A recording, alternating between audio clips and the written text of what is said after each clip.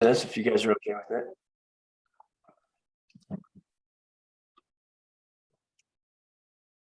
Couple more people coming in.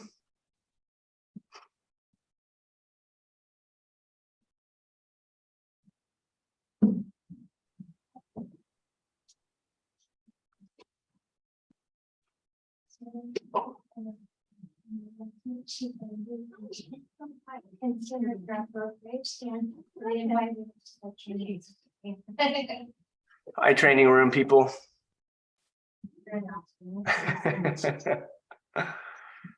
Marvels of technology. Well, I think I'll just dive in here, do my little intro spiel and then get to the meat. If you guys have questions as we go through things, certainly raise your hand. Let me know. Happy to, answer any questions as we go through it. And then we will do a little bit of Q&A at the end as well. So my name is Drew Frampton. I work at O2 Mortgage. I've been in the lending business since 2006. And if you guys remember the 2006, 7, 8, 9, gosh, maybe even 10, it was a pretty wild business back then. The bottom of the housing market fell out and I got to live through it and I learned a lot. So back in the day, there was not a lot of consultation around lending. It was how many millions do you want to borrow? We don't care if you have a job. Now, that pendulum has swung quite a bit and people, lenders are much more concerned about qualifications and legally we have to be. But here at O2 Mortgage, we take it a step further and really make sure that it's the right fit for a client. We don't believe in a one size fits all. We're making sure that it fits for whatever real estate goals they have. And so with that, what we're going to do today is step through, generally how does a pre-approval work, what we do, so you guys can kind of see our flavor, our spin on it, and then some creativity that we can do with down payment and a few other things. So let me see if I can share my screen here so you can see my slide. Okay, pre-approval 101. Can you guys see that all right? Thumbs up. Okay, wonderful. All right, so pre-approval 101, that's what we're calling it today. And if I can, there we go. There are 3 types of pre-approvals, okay? There's the pre-qualification, there's the pre-approval, and then there's the platinum approval, which is our term, but fully underwritten is what we would call it. Pre-qualification, what is it? Well, it's basically a cocktail conversation, right? It's, your client is going to reach out to somebody, a lender. They're going to say, this is how much money I make. Maybe a credit is pulled, maybe not. And after that, oops, go back. Sorry, I'm letting people in and losing my spot here. Sorry. Where were we? There we go. And after that, there's not much more going on. It's really a very lightweight qualification. And it's something that you really shouldn't be using when your clients are making offers. The gold standard is the pre-approval, okay?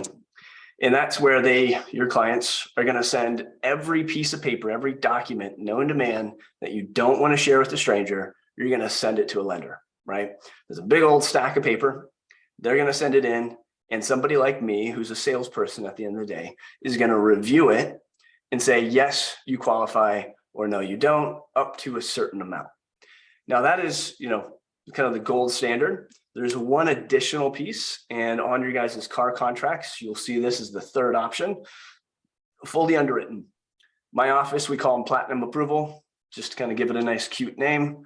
But it means that not me, not a salesperson, but an actual underwriter has put a green rubber stamp on the file and said it is approved. And really, this is the only way you should be removing your financing contingencies, is because now you've got somebody whose job it is to assess risk at the bank, who has put their stamp of approval on it.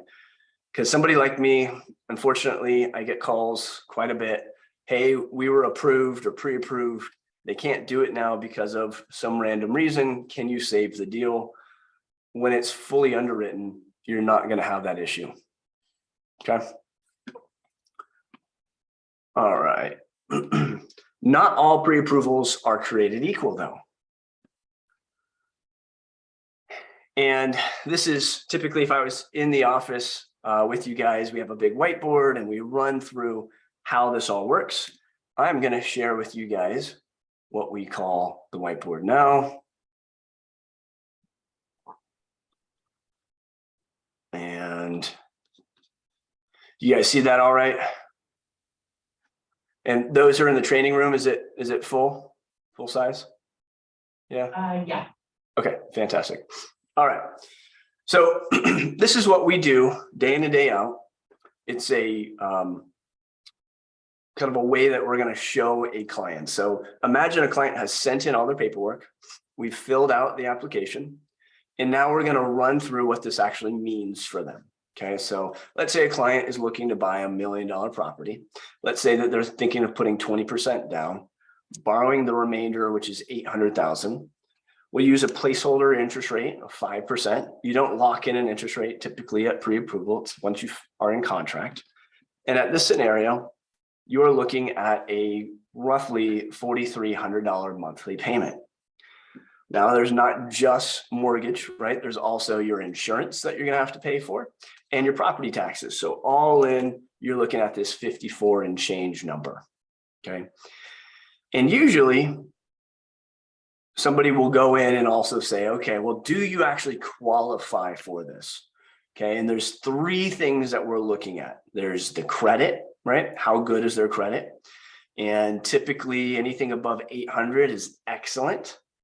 Anything below 680, there's some sort of blemish involved that we have to kind of figure out. And you might be looking at a alternatives, what I'd call it, loan, like a FHA or something like that. But if you're in that 680 to 800 price range, you're looking at a typical loan for the most part. Really, when we get into these higher price points, the higher the credit score, the better.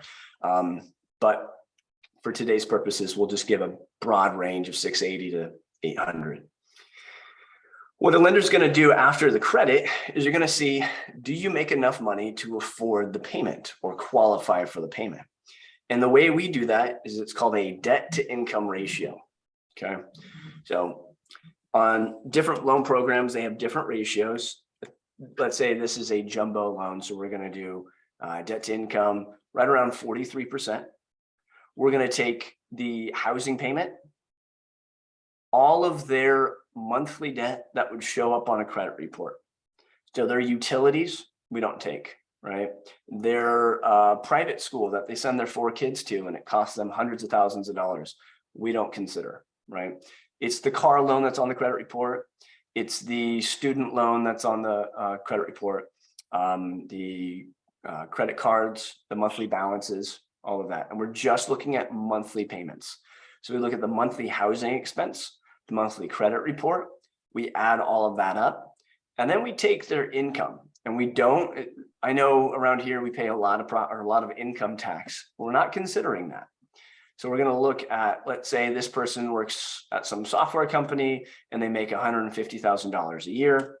And let's say that they get a 20% bonus at the, quarterly or whatnot. We're going to take that as well. Okay. So 12, 5, 2, 5 adds up to 15.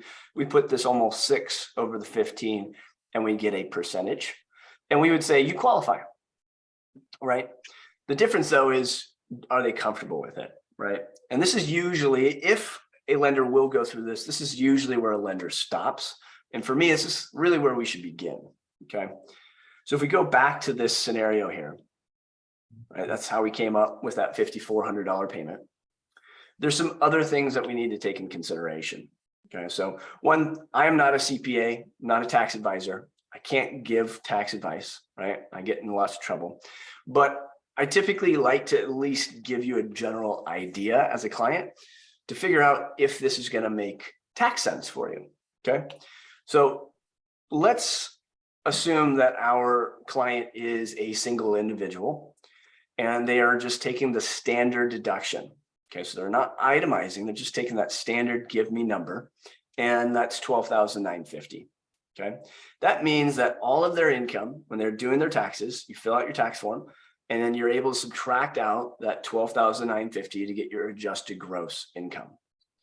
When you buy a home, you're potentially able to write off more and pay less tax. Okay. So if this person was to buy this home, they'd be able to write off $37,500 of interest on this mortgage debt. Okay. They're going to actually cap on that. It's capped at $750,000 of debt. So they're going to go exceed that. So they're able to write off $37,500, and you're able to write off $10,000 of property tax and other state tax. Okay. So this would be $47,500 as opposed to $12,950. So that's an additional $34,000 in change of earned income that this person works at some software company is able to write off and not pay tax on that income. Okay. If they are single, let's say that they're in this 150 to 200 tax bracket. So they'd be at a 32% federal tax bracket. And then we pay 9.3% tax for the sunshine outside here in California, right? So 9.3 plus 32 would be 41 1/3, right? So of that $34,000 of income, they're no longer paying this 41%, which is $14,000 of tax that we get to save them. Now, did they buy this big expensive thing? Yes, right? This is sometimes I joke that this is the math my wife does when she goes to Nordstrom and gets a sale, right? Oh, I saved you $300. Well, no, you spent a bunch of money, but yes, you did get it on sale, right? Same thing here. You're spending $5,400, but you get at the end of the year when you file your taxes, you get this $14,000 tax refund on top of whatever your typical taxes are, right? The other way to do this, because you bought this big expensive thing, is to change your withholdings.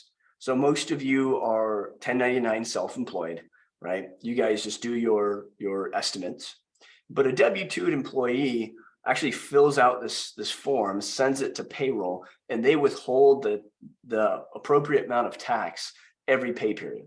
Okay, so they can refill that out now that they bought a home, and if they fill it out correctly, they'll have an additional $1,100, almost $1,200 of take-home income to go towards this big expensive thing called a home, right? So if they do that, that $5,400 monthly payment is going to drop to $4,200, right? It's not magic, it's just math. Make sense? Cool. Okay. The other thing that we should consider is the fact that you're getting a mortgage, and typically you're paying back a portion of that debt. Okay. The word mortgage is a old, I think it's an old Latin word. Mort, like Spanish muerta, right, means death, and gage is an old French law term that means pledge. So when you get a mortgage, you enter into a death pledge. Yay, exciting. I'm so good at selling mortgages. When people hear that, they're like, sign me up. Death pledge, yes. But the key here is it's not the borrower, it's not the buyer, the client who is pledging to die. It's the actual pledge that will slowly die, right? Amortization has that mort in there. It means to deaden, right? So every month, if you have a true mortgage, every month when you make your mortgage payment, you are slowly killing off that debt. And at the end of the term, in this scenario, it'd be 30 years, the debt goes away completely, right? So if you are the most boring person on the face of the earth and you just make your mortgage payments every month for 30 years, you get a house without a mortgage, right? And around here, it's going to be worth probably $30 million by then, right? So it's a really cool thing where it's a default no-brainer piece. You got to live somewhere. It's really great. But to compare it to rent, right? How many of you guys have had, rented it in the past or rent now? And when you make your rent payment, how much of that goes towards a piggy bank that you get back when you leave the place, right? I don't think any of us have that deal. But when you buy a home, you get that deal, right? So every month when you make a payment, right? In this scenario, the very first principal portion of this amount is going to be $961. So every month you're putting away almost $1,000 into equity, right? Because you're reducing the debt, increasing the equity, assuming this stays flat, right? So once you factor that in, you're looking at $3,286 a month, right? And you can see how this becomes very powerful for a first-time home buyer who's trying to figure out, gosh, $1 million? Are you kidding me? That's so much money. How does this actually make sense when I'm paying $3,500 or $3,800 in rent? Well, it starts to make plenty of sense once you start doing the true math here. You guys getting that? So by the end of this, the goal is to then circle back to these numbers here and say, okay, how do we manipulate it so it works for you, right? Because this number to me is does it make sense? But it's not a monthly affordable number, right? The feels like number, which is adding in that tax benefit, is the real number, right? So when we're talking, okay, how much do you pay in rent, especially as a first-time home buyer? How much do you pay in rent? Oh, I pay $4,000. Okay, well, where does that other $247 live today, right? I have no idea. We're barely making ends meet at 4,000. Okay, well, boy, this may not make a ton of sense for you. Oh my gosh, $247. Wow, that's, we can come up with that very easily. Okay, right? So it's almost like a try before you buy number where people can get a sense of what this monthly payment is going to look like. People, right? $1 million, even though I've been around real estate for a long time and $1 million doesn't sound like a lot to me as far as, buying real estate, to fathom that is still very hard. Most people, they're looking at the monthly payment. And when we can break it down to show them how it truly is going to affect them, that's crucial. Okay. So we talked about credit. We talked about, breaking down some of these monthly payments. Well, what's really great is at the end of our pre-approval meetings, we give our clients a copy of the spreadsheet here. And then they, as they're looking at homes, can play around with the numbers and figure out what this looks like. And if you guys would like a copy of this as well, please either shoot me an email or drop your email address in the chat and I can provide this to you. It's a really just great, quick tool. You don't need to go through the details with your clients, right? You don't need to be a lender, right? That's why we're here. But you can run quick numbers and say, gosh, I don't really know, but I think you're probably looking at some pretty good tax savings. And it might look like more like a $4,000 payment as opposed to a $5,000 once you factor all that in. Okay. And you can just run it really quick. I like Google spreadsheets because I can do it on my phone. So the only other thing, and we're not going to get into this in much detail, but if people want to, it depends on how sophisticated of a buyer we have, we'll even start running out, the plans where they say, well, it's my first home. It's not my forever home. Okay, well, how long do you plan to live here? I plan to live here for 10 years. Okay, well, that $759,000 loan, as we pay it down, right? It's going to be only $618,000, right? And let's say, the other piece, depending on how sophisticated of a borrower they are, let's say they're paying $3,500 in rent, and let's say rents go up 5% a year, right? In 10 years, it will be close to $5,500 a month in rent, right? So these numbers start to really make sense on why the heck would anybody spend over $1 million for a place to live, right? And we're not even talking about appreciation, right? That's something that you guys can definitely step into and explain, what the likelihood is of something. But the numbers start to make a ton of sense for people. The last thing is assets. Okay. So you've got your credit, you have your income, or a lender would call it your debt to income. Okay. And then the last thing that lenders are going to be looking at are assets. Now you need enough money for the down payment and closing costs, but we also need something called reserves typically, especially when we're going to these higher price points, anything over roughly $1 million. We're going to be very concerned about how much money is left over after we buy the home. Because what if they lose their job for 6 months? What if there's a pandemic? they still have to make their mortgage payments. How long until they run out of all their money? And it's usually somewhere around about a year of housing payments. So in this scenario, 12 months by this 5,000 is 62,000. So we would say, okay, well, how much money do they have left over? Oh, they've got about 80,000 and we need 62. Okay, they quote unquote qualify now. I would, at the end of this meeting, I'd issue out a pre-approval and they would be able to go shop for a home and hopefully use the spreadsheet to make sure that they're comfortable with whatever they're looking at. Okay. Any questions on the spreadsheet at all? No? Awesome. All right, so let's jump back into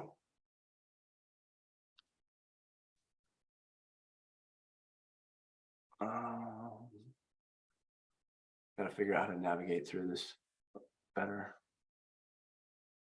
Slideshow.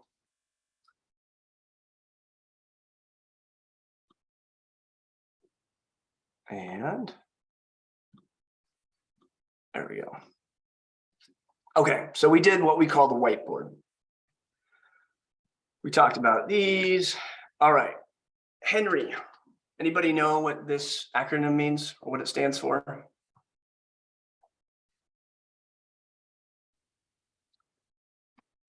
High earner, not rich yet. Okay. This is a great acronym to kind of break the ice for a first-time home buyer. 99% of the world, right? The homes are less than what they are here. Most people that have a decent job in the Bay Area can afford some sort of housing payment, right? If you work at a tech company and your partner works at a tech company and you're both making $120,000 a year, that's $240,000. And as you saw from these numbers, you qualify, right? So it's not that you can't qualify for the monthly payment. It's that you're not rich yet. You don't have hundreds of thousands of dollars sitting in the bank for a down payment, right? So usually when I'm talking to a client and they say, hey, they're a little apprehensive to talk to somebody like me. We feel like we can make the monthly payment, but we can't come up with a down payment. We're really struggling. We think we're going to have to wait 6 more years, right? I break out this acronym. Oh, you're a Henry, right? A what? You're a high earner, not rich yet, right? And they laugh and they get excited that they're part of some really exciting group. So let's talk about down payment, because that is really, for most first-time homebuyers, the biggest struggle that they come up with, okay? Now, the age-old thing is 20% down. And there's still a ton of people out there who think they can't buy a home because they don't have 20%. And not to get into too much, nitty-gritties, but typically, depending on what kind of loan program you're looking at, you can put a lot less than 20% down. Okay, so you can put 10% down if you're looking at a jumbo loan. We won't get into the numbers. Jumbo just means big. Okay, it's typically over $1 million. Conventional, you can put 5% down, but there are conventional loan programs out there that you can put 3% down. FHA, you can put 3.5% down. And if you served in the United States military and you didn't get discharged dishonorably, you can put 0% down with the VA loan. And those are fantastic loans. So you really don't need to put 20% down. Now, sometimes there's some objection because they say, oh, I have to pay mortgage insurance.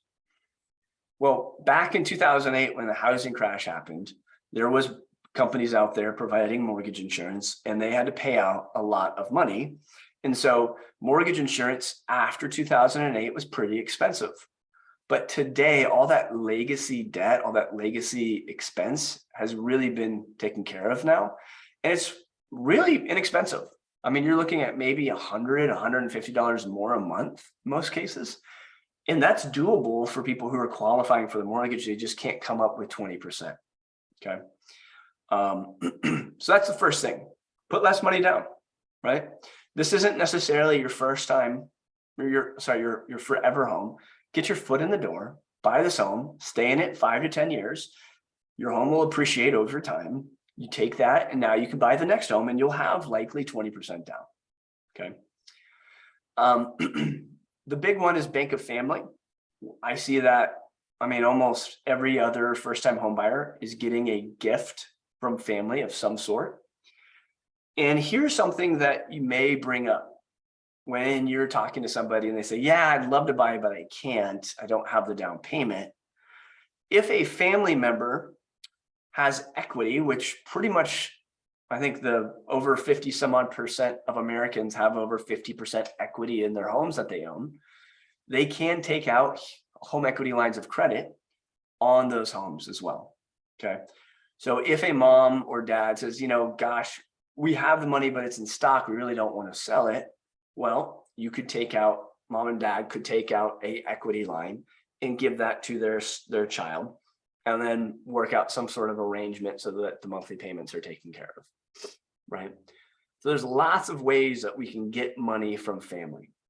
Now, it is considered a gift, and that's also something that especially the family sometimes is concerned about. Oh, if I gift money, then I'm going to have to pay tax. And again, I'm not a CPA or tax advisor, but typically that gift tax falls under the estate tax. And I think, don't quote me on this, I think it's something like $11 million that you're gifting, then you hit the tax. So hopefully your parents have that problem, but likely that's not the case for the average home buyer. Okay. So gifts are huge. Putting less down is huge. And you can combine all of these, right? You can put less down. Let's say you're buying a $2 million home and you only have $100,000, right? And you need 10%. You could get $100,000 from mom and dad. And now you've got, you can buy a $2 million home as a first-time home buyer, right? There's something called down payment assistance. And these are programs that are not, well, they go from state level to county, municipality, to nonprofits, and sometimes even specific employment, and even some employers provide down payment. So, for instance, Santa Clara University, excuse me, has a down payment program for professors. Kaiser Permanente has down payment for most doctors and medical folks. And then every city may or may not have a down payment assistance program. The two big ones that I would throw out there are Cal HFA or Cal HAFA and GSFA. You do not need to know these, right? They're just out there. Locally for Santa Clara County, there's also Housing Trust of Silicon Valley. Okay. Now, if you have money, if your family has money, I always say down payment assistance from mom and dad way better than down payment assistance from, one of these organizations. Because I do have people who are a bit prideful and they say, we really don't want to borrow from mom and dad. We'd like to do it on our own and get assistance elsewhere. There's a lot of strings attached when you do these down payment assistance. You have to typically take some sort of course.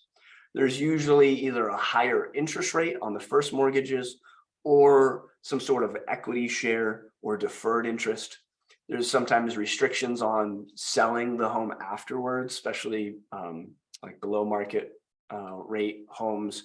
Those are definitely major restrictions. I typically would, in my own opinion, avoid those because you can't really make a lot of money on them when you sell them.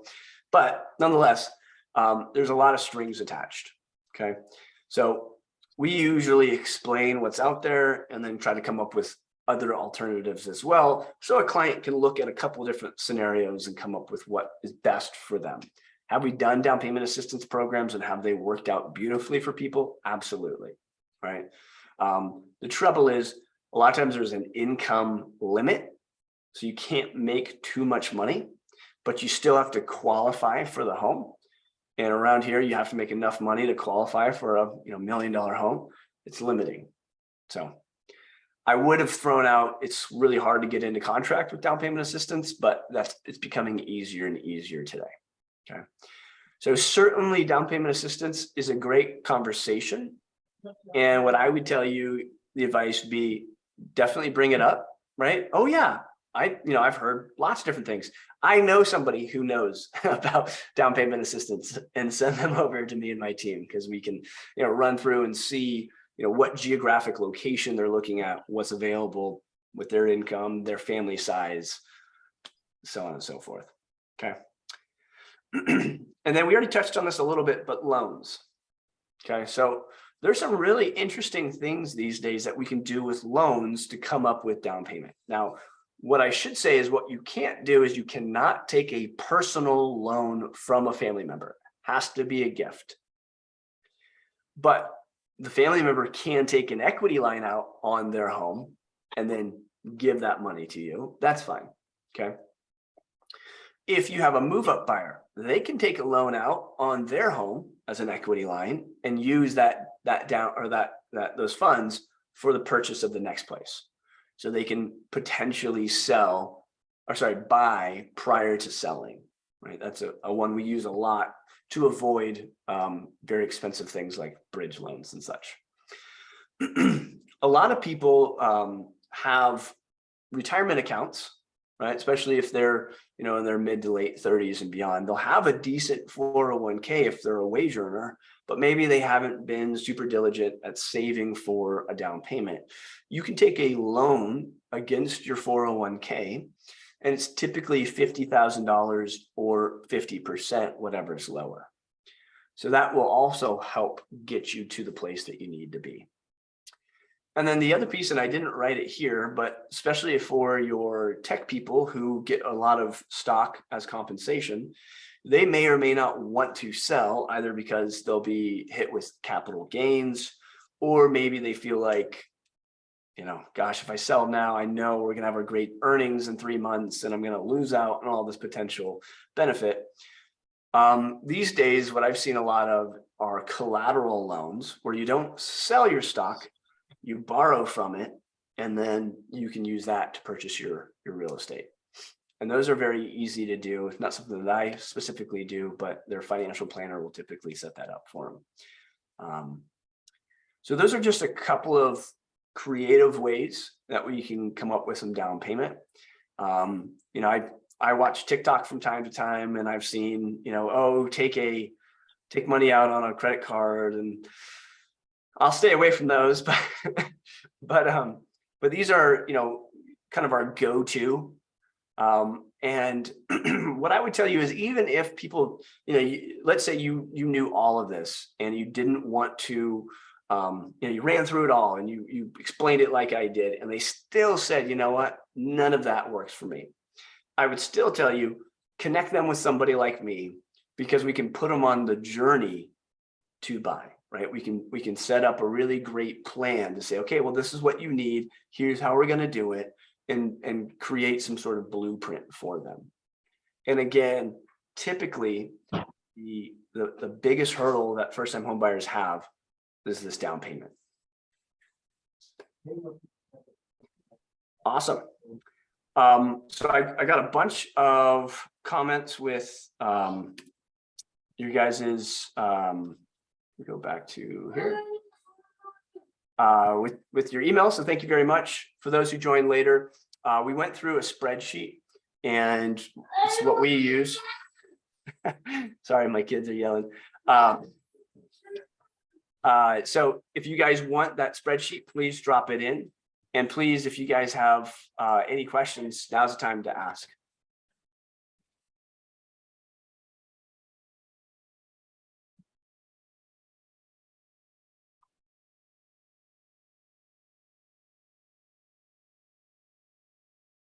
Any questions, guys?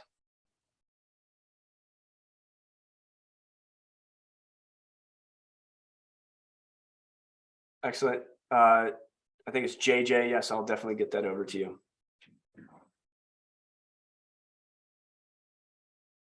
Well, perfect. This is being recorded. My child is yelling. My wife is on a doctor's appointment.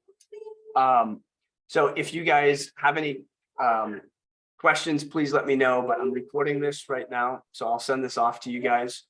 And then I also will send off the spreadsheet. Forgivable loans. Julie asked about forgivable loans. So those are typically down payment assistance. The one that I know that's pretty common is the GSFA is forgivable. Typically you're paying a higher interest rate. So there are some strings attached, and it is a smaller amount.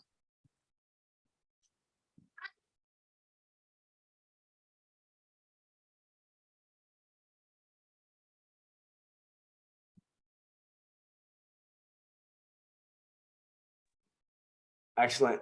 All right, guys. Well, I will go ahead and send those spreadsheets out to everyone that requested them. If you want one, please, you can email me at drew@o2mtg.com. I also send out a weekly newsletter. That's just what's going on in the mortgage market. So if you're not on that, if you're not getting it from me, you can email me and I will add you to that. It's typically, talks about what's going on in the mortgage rates, things changing in programs, things like that. Try to make it very concise. It's not very flashy, but try to add value for you guys. Excellent. All right. Really appreciate it, everyone.